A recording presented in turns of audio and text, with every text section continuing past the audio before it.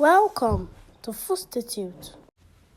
Check out our viral Milky Doughnut. You can see the milky filling is so stable and it is not running. If you want to know how to do this, keep watching. Hello guys, welcome to my YouTube channel again, and in this video I'll be teaching you guys how to make the trendy Milky Doughnut from start to finish. So in my bowl here, I'll be putting in the flour. I'm using 250 grams of all-purpose flour. Now if you want to do more of this, you just need to multiply or reduce the recipe. So I'll be dropping the ingredients in the description box below. So now I'm going to add the sugar. The sugar is 50 grams of granulated sugar into 250 grams of all-purpose flour. If you are new to this channel, please subscribe to my channel. Thank you so much. Now we are using our eggs, and we are going to use 1 egg, but if you are using your scale, the egg has to be 45 grams. So I'm trying to achieve 45 grams here.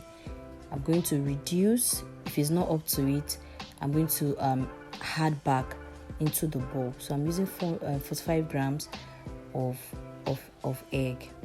Now, as I was saying earlier, I said if you're new to our channel, thank you so much. We really appreciate. Thank you so much for always coming back. Please click on the subscribe button below. It doesn't bite. It also encourages us to do and show you guys more. We added salt into the bowl, and we added half TSP of salt and half tbsp of our yeast. If you notice, when I added the salt, I stirred it together with the flour before adding my instant yeast. It is half tbsp of instant yeast. To our returning subscribers, again, thank you so much. We so much love you. Thank you for your likes. Thank you for your comments. And you know, I always reply comments. And if you have any questions, please drop them below and I'll definitely get back to you. Now for the margarine, I added half of the solution. Like I used 30 grams of margarine and I added a larger part of it into the flour, and I kept a little part of it. Now if you want to know why I kept that part of the margarine, you're going to see it later on in the video. Now this video is going to be all about Milky Doughnut. Everything you need to know, from the mixing to the frying to the proving, everything you need to know about Milky Doughnut. In the cup here I have 170 grams of hot water. Now I noticed the water was too hot, and I don't need the water to be hot, I just need it to be warm. I started mixing very late, so I wanted it to prove in very fast. So that's why I'm using warm water. You can use room temperature water. So I'm adding a little bit of cold water into it to get my 85 grams of water. I said 170 grams earlier because that was for 500 grams of all-purpose flour. So I used 85 grams of warm water, please, not hot water. It's going to kill the strength of the yeast. So try to make sure that the water is warm, or you use room temperature if you have enough time for it to prove. So I'm mixing. I'm trying to put all and combine everything together, and I'm going to pour it into my work surface. I said earlier that this video is going to tell you, is going to show you everything you need to know about making Milky Doughnut, and everything you need to know about the proving, everything you need to know about the frying as well. Then I'm also going to share my Milky Doughnut filling recipe with you in this same video. So I want you guys to be patient and watch very well. Now this is me kneading.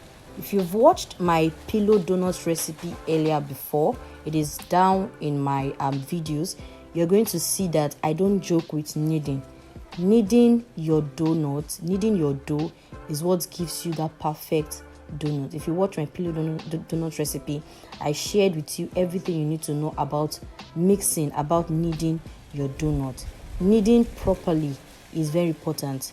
You see, a lot of people will say knead for 10 minutes, knead for 5 minutes. I don't really know about that, but in my videos and in my classes, I always share with my students that it is good to knead for at least 30 minutes. For at least 30 minutes. You knead with your hand for at least 30 minutes. So I'm going to keep kneading this dough. I'm going to knead for 5 minutes. Then I'm going to apply the rest of the margarine. I said earlier that I was going to show you guys what I used the mini part of the margarine to do. So I just spread my dough and apply the remaining part of the margarine on the dough. So that was the way I did to my pillow donuts too. If you've watched my pillow donut recipe, it is the same thing with this. The only difference is the quantity. I used lesser quantity here because I'm just using this for the sake of the video. I'm doing this for the sake of the video, and it's just for my personal consumption. So if you notice the way I'm kneading, please, if you're watching this video, I want you guys to make sure you take note of everything, every step that I make. This is how to knead properly. If you want to achieve a perfect and a fluffy dough, even when you're making bread, you have to knead it properly. If not, it is not going to come out the way you want it to. So I'll keep kneading for 20 minutes. And if anytime I'm working with my donut, I always have my clock, my phone, anything that I can use to time myself right beside me. So I'll keep kneading for 20 minutes before I move to the next part. Now we are here at the next part, which is beating the dough on the work surface. It is very important. It is one of the important parts of making your donuts, because this is the part that will make your donuts float properly. So you have to make sure you release the air. It is you releasing air out of it to trap in more air. So if you're kneading and you beat, you notice that while beating it will become very light and very fluffy. And when you knead again, you see that it's along the line, it becomes hard again. That's because it has trapped in more air. So when you release again by beating the dough on the work surface, it becomes very light and very fluffy. So that is what beating is all about. So it is very important. And you don't beat too much. You can knead for long, but don't beat too much. While you are beating, make sure you're also kneading. So this is me checking the dough if it is ready. It is called a window check. So this is me checking the dough if it is ready. It is still tearing apart, so I will just knead again for a little while. Now I needed in total 35 minutes. I needed 5 minutes before adding the margarine.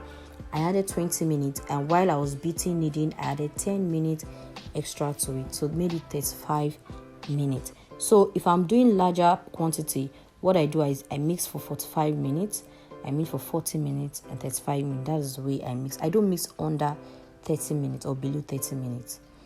So this is another part, and this is me scaling the dough. Now this part is very important because you want them to be in equal sizes. It is pillow donut. It has to be equal in sizes. So you need your scale. Now if you want to have a perfect size, you need to scale from 65 to 70 grams. So I do 70 grams. Now after that, I want you guys to watch this part very closely. This is where I form it into a ball shape. So it's going to have that round shape when it is ready. Before I leave it to rise, I'm going to form this into a ball shape and leave it to rise on either your foil paper or your baking paper. Now when you're trying to make this, please do not be tempted to reduce or cut out of the dough when you're trying to close. You know, when you're trying to close, you're pinching the dough. Don't be tempted to pinch it out because you have a measurement you're following. It is 70 grams. So if you pinch out anything from the dough, it is not going to be 70 grams any longer. You definitely have something lesser than what you've measured earlier. So now I'm trying to close it firmly, because if it does not close very well, it is going to open inside the hot oil. So I'm going to close it firmly and beat it again on my work surface. Now at this point, it is not beating because you want to release air. It is beating because I want it to have a perfect closing. I want it to be closed perfectly. I want it to have a seamless closing. Sorry, I don't want it to be showing lines that, okay, someone tried to close something here when I fry.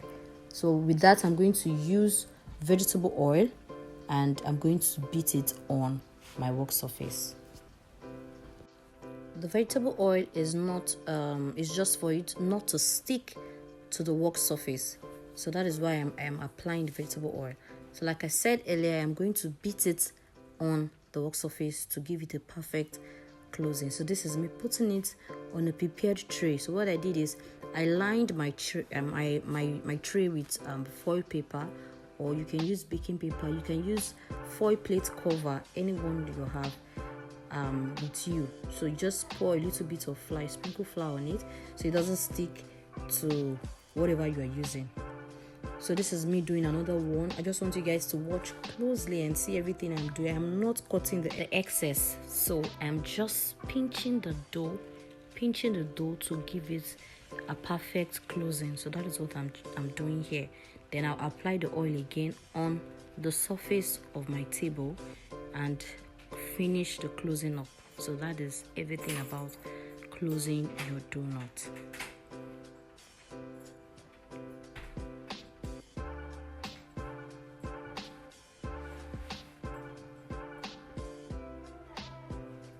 So I'm doing this again.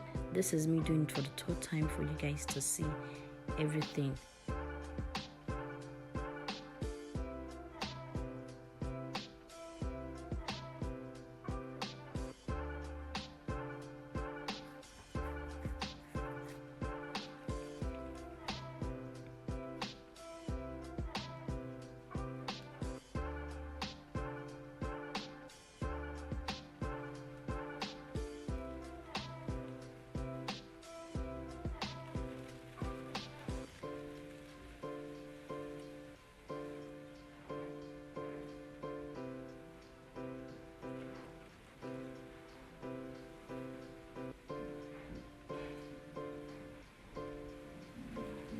There are different ways to close your donuts, but for me this is the most easiest and the fastest way for me.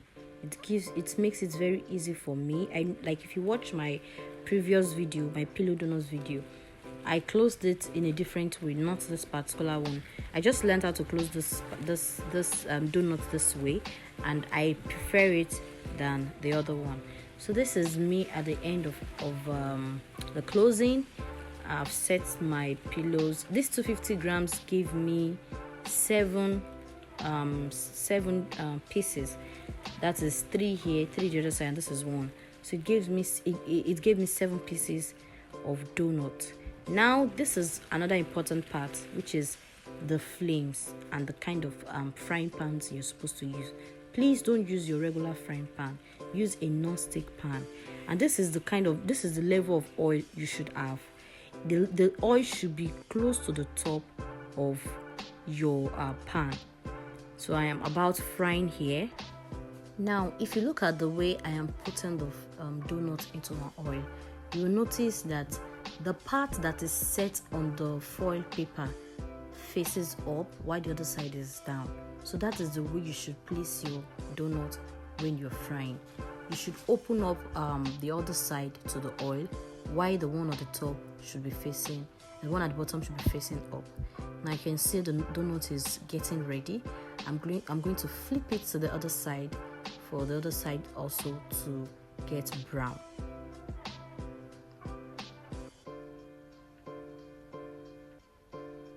So the level of oil determines how you want your white lines to be. If you have enough oil, your donut is definitely going to float well, and you achieve that perfect white lines. So this is my donuts. They are already ready. I'm going to remove them with my iron sieve. I'm going to put it on a kitchen towel. That is either a baking paper or any kitchen towel that can absorb the oil of the donuts. Now to the very interesting part, the part you all have been waiting for, the milky filling. So I'm going to use my whipped cream powder for this recipe. Now if you want to make your milky donut the way I'm doing my own, please use my recipe. I don't want you to use my recipe and at the end of the day you say something else. The ingredients will be in the description box. This is 1/4 cup of whipped cream powder, and I'm using 1/8 cups of 3 crown powder. That is milk powder any milk you have, any powdered milk. Now in this part, I'm using, for cold water, I'm using 1 tbsp, and I'm going to whisk for 5 minutes. 1 tbsp for 5 minutes. Like I said earlier, if you're going to do your milky donut the way I'm doing mine, please do it exactly the way I taught you, or the way I am teaching you how to make it. Because if you do it otherwise, I don't know what will happen, but I see a lot of people doing milky donut fillings adding condensed milk. Now condensed milk is okay, it's fine, but it is going to run later. This recipe I'm teaching you is a very stable recipe if you do it exactly the way I'm doing it. I'm using 1/4 cup of whipped cream powder, 1/8 cup of powdered milk, and 1 tbsp of very cold water. In short, if the water has blocked, it's better. Very cold water, and you're going to whisk for 5 minutes. This recipe is not going to be watery. It is not going to be running. It is not going to come out of your dough. It is going to sit in the donut perfectly well, even for as long as whenever you want it. Now after mixing, this is what it will look like. You will leave it in the fridge, or you put it in your piping bag. What I do is I put mine in the piping bag, then I'll set it in the fridge for 20 minutes, depending on when I am ready to give out the donuts. If I'm ready to give out the donuts immediately, I allow it to sit in the freezer or in the fridge for about like 10 minutes before I pipe into my donuts. So I'm going to fill in my piping bags, and I'm going to leave it to set in the fridge for 20 minutes. If I'm not in haste, I leave it in the fridge for 20 minutes. Now this is me. Now another part is the donut has to be very cold. Your donut should not be hot, because if it is still warm, hot, or lukewarm, or has any kind of warm temperature, it is going to make your filling watery. It is going to make it melt, and it begins to come out inside the donut. Now if you want this part, fine. If you don't want this part, you can as well skip. It is me coating the donut with milk. It is not everyone like this part. Not everyone like their donuts coated with milk. I have a customer that does not eat hers with milk. Instead, she prefers it very clear with just the milky filling. So you can coat it with milk. Like I said before I started the video, I said this is for my consumption, so I'm using just little milk. I'm not trying to waste it. Things are very expensive now, so I'm trying to manage the powdered milk. So if you want to do your own totally milky, you can bake your donuts in milk. Now I used the bottom of my fork to pierce my donut. Sorry, I skipped the part. Then what I did was to pipe in the milky filling inside my donut, just like this. It is very, very, very easy, and making the milky filling too is super easy. There is no magic to it.